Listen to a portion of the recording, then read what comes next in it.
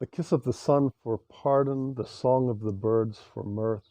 One is closer God's heart in a garden than anywhere else on earth. Well, you can see a little bit of the garden here on the other side of the property where the garden, properly speaking, is. It was a balmy 50 degrees Fahrenheit. Not sure what that is in Celsius, but it's quite chilly. So we're over here on the sunny side of things. But I hope that it is true that we're closer to God's heart in a garden, because we are here to look into Acts chapter 12 and to pursue the heart of God in this Bible study. Now, this Bible study is in conjunction with the Providence Anglican Church evening prayer service. And for that service, if you'd like to follow along and then just you can pause this sermon and go through the prayer service. If you go to www.commonprayer.org, it'll bring you onto a site that includes a link for evening prayer. You just click on that link, and then the prayer service and the psalm for the day are all there. And then you'll come down to a link for the second lesson. And if you click that link, it'll bring you to Acts 12 in the old authorized version. And that's what we'll be using today as we study this passage. Now, as we look at Acts chapter 12, I don't have a preaching hook to catch your attention here, but I will say that it's a very, very engaging passage, and it's operating on two different levels. On one level, we're going to learn something about the importance of prayer in the early church and the power that God exercised through the prayers of his people. But this is a chapter that also introduces what will be a very important character for us, a character named John, whose surname was Mark, believed also to have written the Gospel according to Saint Mark, which is believed to be the story of Jesus through the eyes of Saint Peter, as he shared in a casual way with Mark. Mark, not being as casual, took the time to write it down and preserve it for us. Mark was also the first bishop of Alexandria and the first person known in history to have begun a church in Africa. There was a church in Africa long, long before there was a church in England or any of those places where we think of when we think of churches. And so we're going to be looking a little bit at the introduction of John Mark into to the book of Acts. But let's just dive right into the passage then. May God bless the reading and the preaching from and the application of his holy word to us today.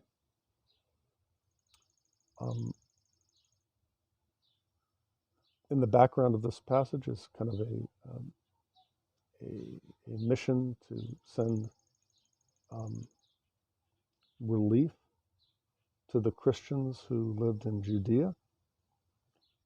And now about that time, chapter 12 begins, about the time that the churches, scattered as they were sending financial help back to the brothers in Judea. That would include Jerusalem. King Herod stretched forth his hands to vex certain of the church. Now, in modern usage, to vex someone means to kind of mildly irritate them over an insignificant matter. I can remember one individual of perhaps less than less than aristocratic bearing, who used to say to his wife, "Don't vex me, woman." And she was mildly irritating him over what he considered trivial matters. But vex in the archaic usage, which we find in the King James Version of the Bible, means to genuinely distress someone. And Herod really had set about to distress certain uh, members of the church, and he chose very well, because in verse 2 it says that he killed James, the brother of John, with the sword. Now, if we think back to the story of the gospel, we will remember that very often in the gospel readings, uh, there is this trio of inner circle disciples. You have the outer circle of disciples, which were all the followers of Jesus. A disciple can mean uh, simply a follower of Jesus. There's a denomination called the Disciples of Christ. It's a great name. I don't know if it's a great church, uh, but it is a great name for a church, for a denomination. Let's just call ourselves what the Bible called followers of Jesus. We'll call ourselves his disciples. Jesus said, "Go and make disciples." And so we're disciples of Christ. So you had many disciples. There's one series out now about the life of Christ called The Chosen, and they show not only the 12 apostles kind of traipsing along behind Jesus, but also Mary Magdalene. And my wife asked me, what do you think about that, having Mary, kind of camping out with the disciples as they go across the countryside? I said, I'm not sure, but I understand what they're trying to convey, which is that Jesus had other followers besides just the 12, other people who were important to him and to whom he was important. But besides the great, vast host of followers, and besides the 12 men that Jesus chose to be his apostles, the 12 disciples, the 12 followers, who then become the 12 ones sent out with his authority to preach the good news to the world, there was also an inner circle among the 12 apostles. The order of their names is usually given as Peter, James, and John. That's strikes us as unusual if we think of it, because we think of John as being so important. John is the most prominent of the disciples for many modern believers, second only to St. Peter. But in the original arrangement, it was Peter, James, and John. And so out of the inner circle of the inner circle, Herod has killed the second most prominent person. Now, because he saw that it pleased the Jews, and here when you see this word, the Jews, we understand that Peter was a Jew, and James was a Jew, and John was a Jew. And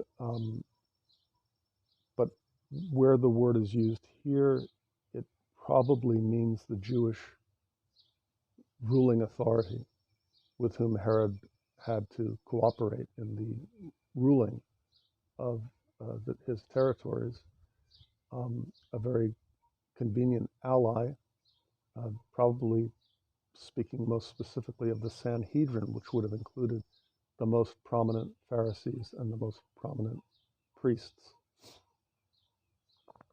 It pleased them that James had been killed. These are the same people that it pleased to kill Jesus. And we quickly hear that these were the days of unleavened bread. And without going into undue detail, the Feast of Unleavened Bread and the Passover are kind of a complex that of ceremonies that go together and that commemorate the deliverance of Israel from their bondage in Egypt. And so during this time when all Israel is commemorating their deliverance from bondage in Egypt, the same time of year that Jesus had his Last Supper with his disciples, the same time of year that Jesus had been crucified. But again, the time of year when the Jews celebrated their deliverance from bondage, Herod places Peter in chains. And he does a very good job of it. When he had apprehended him, he put him in prison and delivered him to 4 quaternions of soldiers to keep him. So let's look at this. He is apprehended. He is imprisoned. He is delivered to 4 groups of 4 soldiers. That's what a quaternion. A quaternion is 4 soldiers. And so there are 4 groups of 4 soldiers assigned to guard him. And he's very well bound then, because he's not merely bound by these soldiers. He's first of all, he's bound in chains. Second of all, he's bound between guards.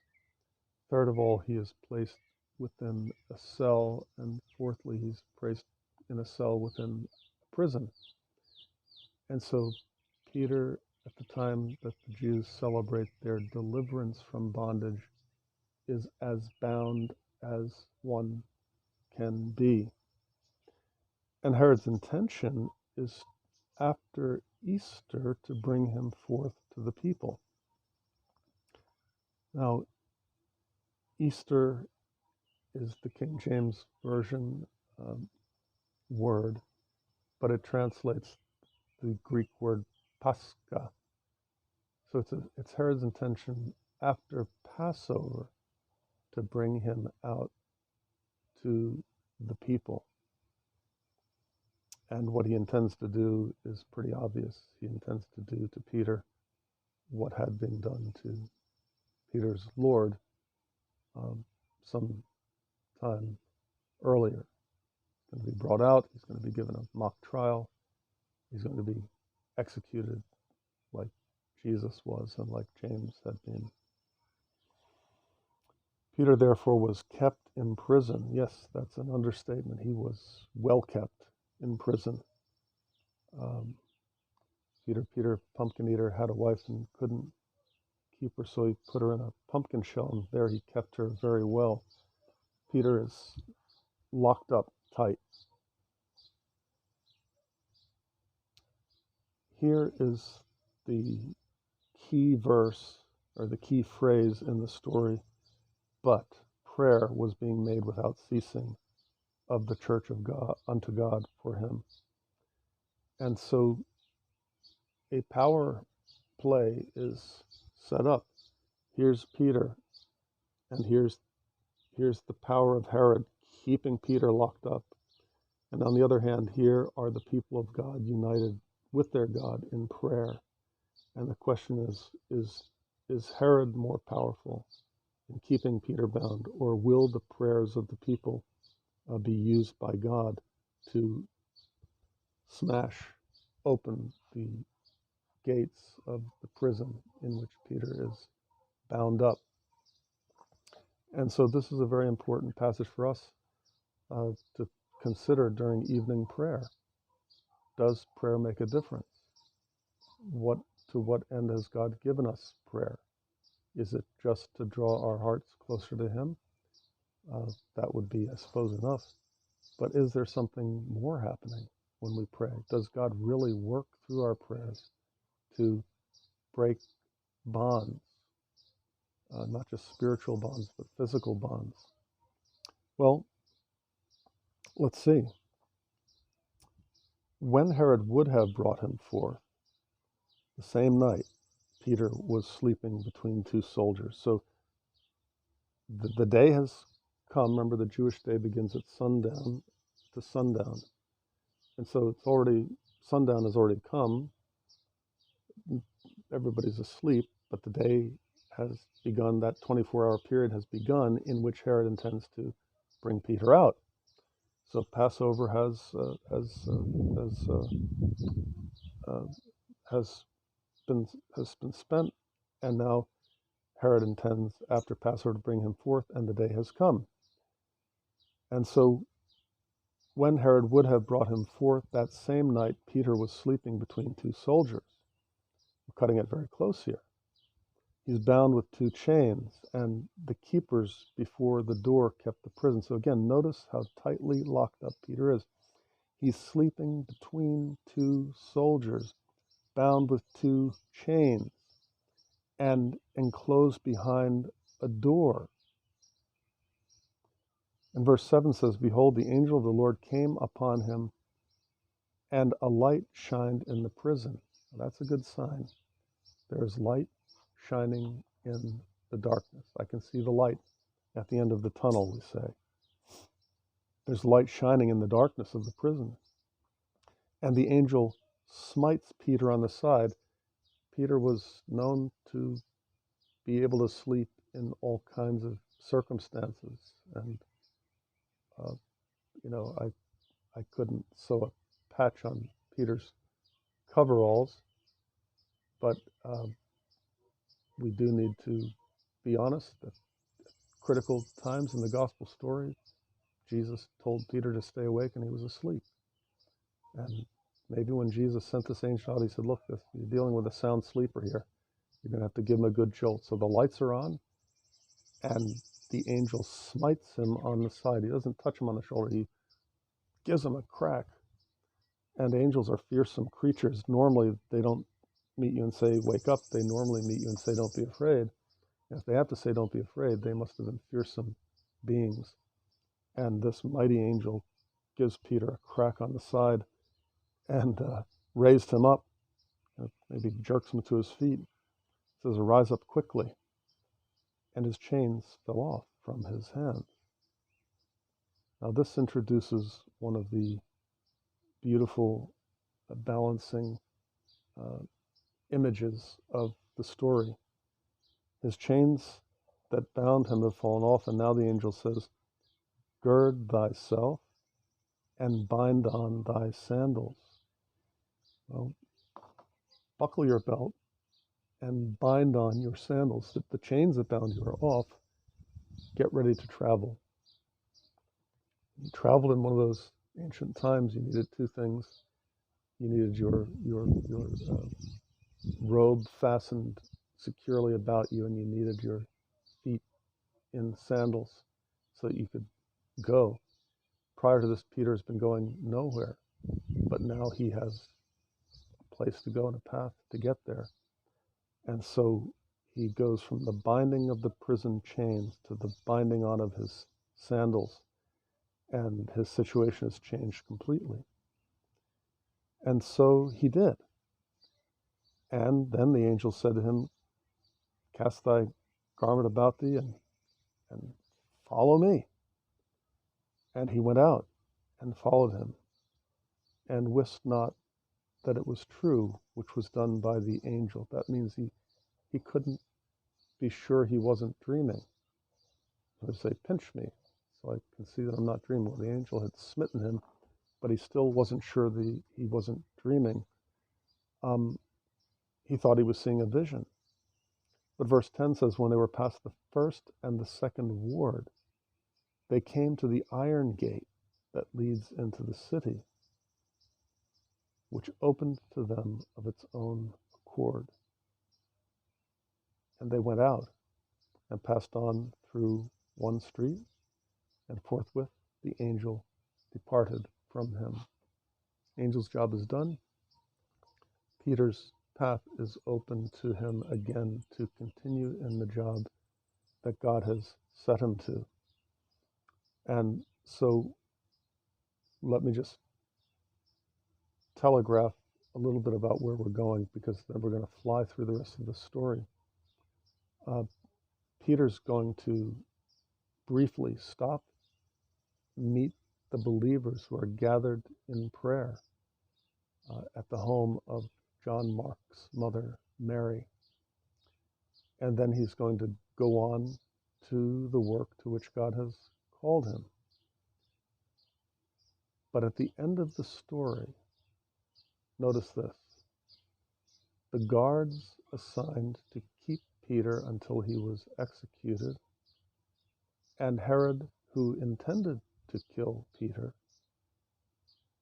by the end of the story, they will all be dead, but Peter will be free, girded only in his sandals and cloak. Nothing else is binding him but his sandals and his belt. Let's run through the rest of this amazing story then, pausing only to note the inferior faith of these fervent prayer warriors of the first century. When Peter was come to himself, he said, "Now I know of a surety that the Lord hath delivered me out of the hand of Herod, and from the expectation of all the people of the Jews." And so you had what the Jewish rulers were intending to do to Peter, and you had what all the Jewish people, possibly pictured here, expected to happen, is not going to happen. Everybody looking, those favorable and those unfavorable said, well, all over for Peter now. The old boy is finished. But he wasn't finished. Herod was finished. Peter was not. I know that God has delivered me out of the hand of Herod, or the Lord has delivered me from the hand of Herod and the expectation of all the people of the Jews. And this is true for us as well. There are people poised against you, poised against your congregation, poised against what you're trying to accomplish. And it looks to all the world as if you are finished. I mean, look who's in office in your country. Look how they feel toward the church. Look at what's being set up against you in Iran, in China, even in America. And the expectation is, well, it's all over now. But what if the people are praying? The end might be different than what the people expect. And when Peter had considered all of this, he came to the house of Mary, the mother of John, whose surname was Mark, where many were gathered together praying.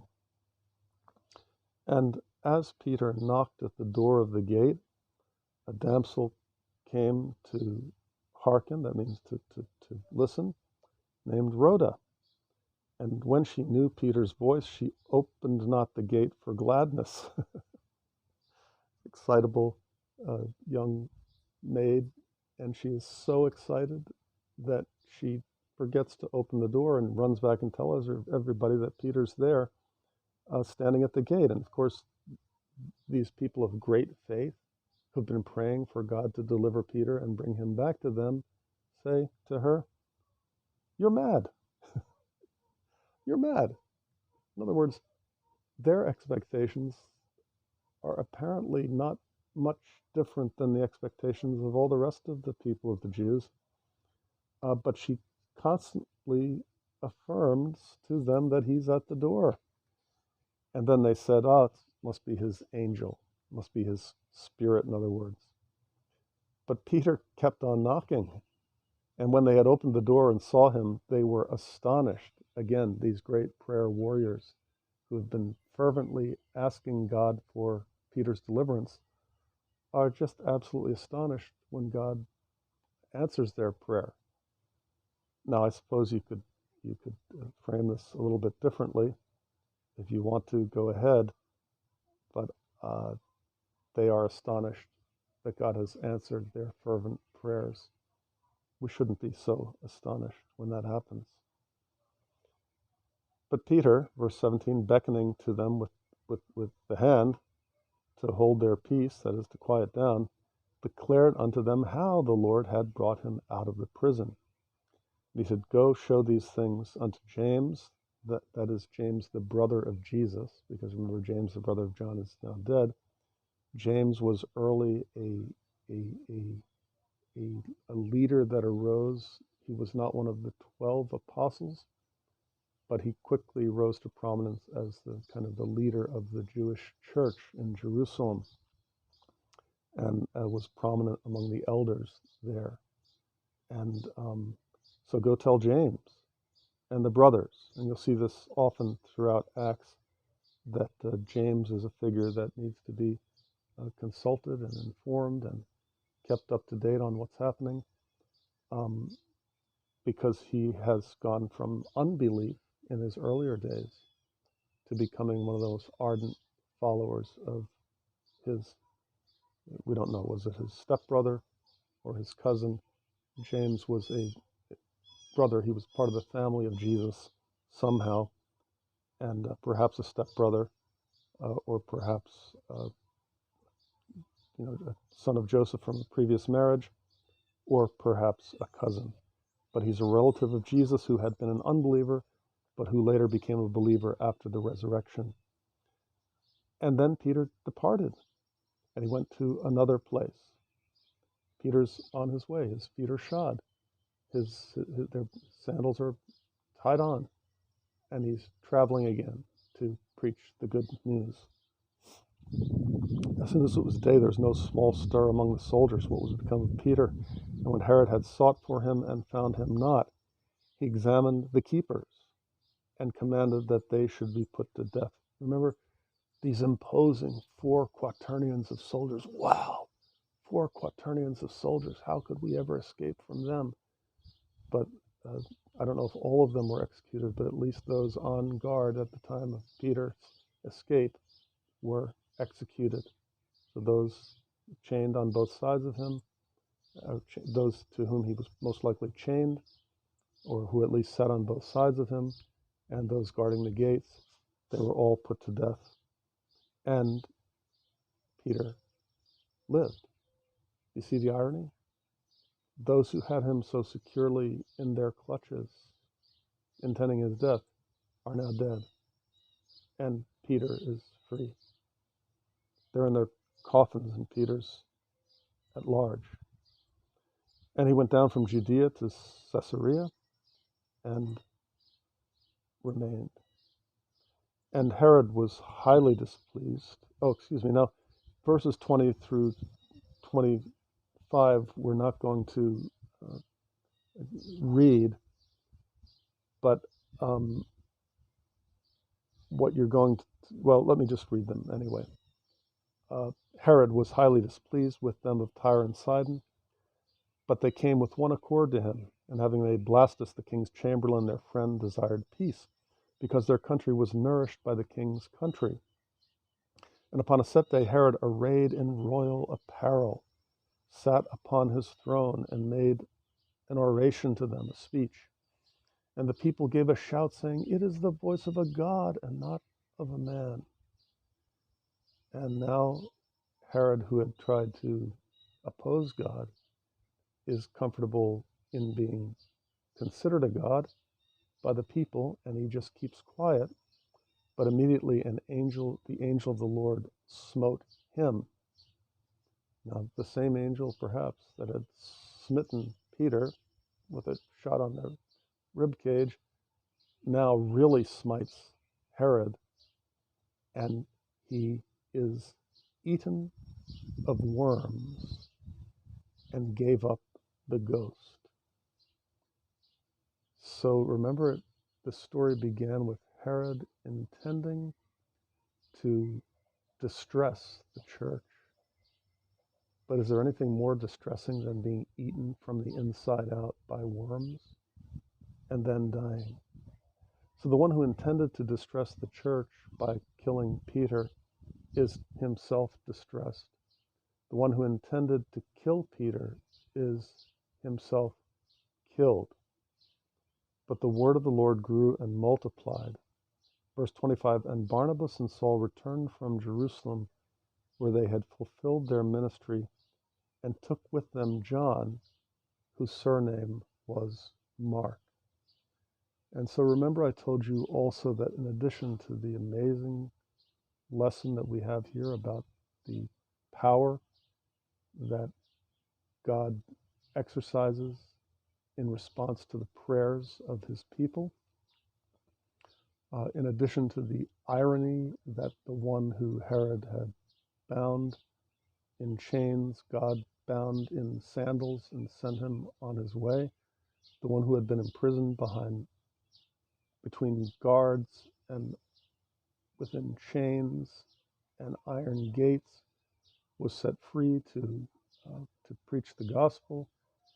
All the irony of the story, all of the wondrous, miraculous dimension of the story is there.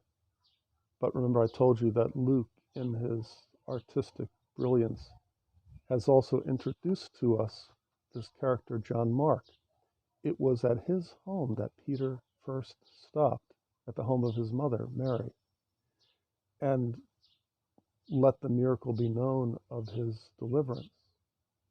And John Mark is the one who, according to church history, will write down the story that Peter did not write down. He will write down the gospel story as told to him by St. Peter and record it for the church in the future, so that after Peter has died, the gospel through his experience will live. That when Peter is bound up in his own coffin, that the gospel he preached will still have sandals through the story that John Mark writes.